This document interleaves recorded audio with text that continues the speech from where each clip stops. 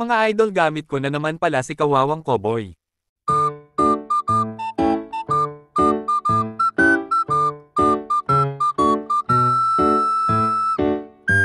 Tamang tansyahan lang kami ni Leila. Pero may nakialam si Eudora. Binigyan ba naman ako ng one hit delete na hindi ko malilimutan. Ayun, si Kawawang Koboy tulog sa may damuhan. Kaya humingi na ako ng tulong sa aking mga kakampi para si Leila mabigyan.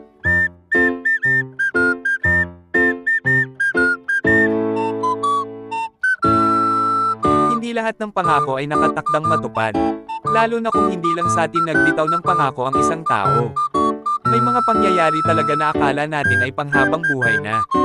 Pero pansamantala lang pala, na isa sa mga dahilan kaya tayo nasasaktan pagdating sa relasyon. Pero ang pinakamahirap sa lahat ay yung maiwan tayo sa ere. Nang nag-iisang taong pinakamamahal natin. Huwag kang maghanap ng tao na makakaintindi sa'yo.